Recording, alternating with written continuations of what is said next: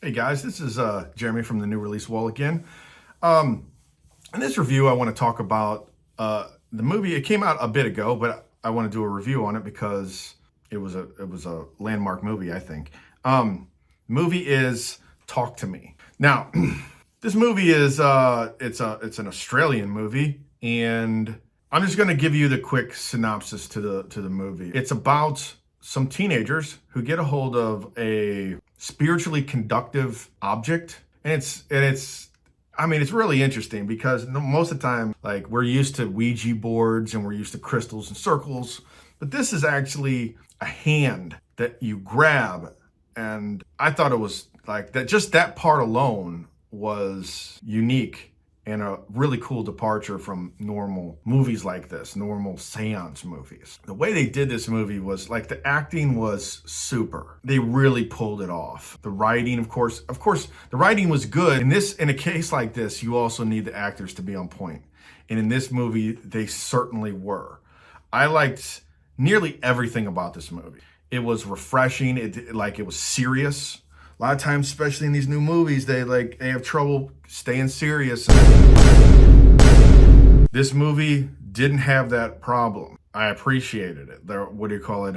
It's a seance movie where the person who grabs the hand becomes the conduit for a random spirit. And I guess that's the danger of it, because you don't, like, it's like opening your door and just welcoming anyone who comes walking down the street. You don't know who's coming walking down the street. Like, I mean, like, you're rolling the dice hard. And in this movie illustrated that really well, because some spirits were, cool, and some of them were dirty, and some of them were, like, psychopathic. Like, I mean, it was really done really well. And one of the primary points of the movie of this story was, if you hold on for too long, they'll stick around permanently. You then have a problem. Oh no!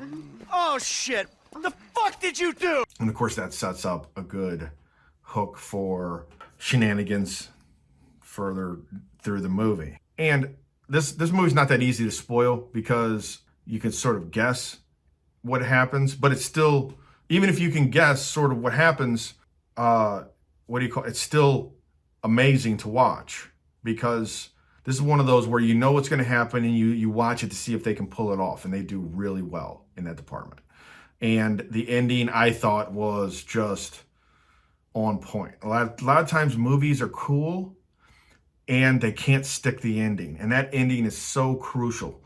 And we've had a couple movies recently where they stuck the ending incredibly well. I just talked about a movie in the previous review called The Dark Song.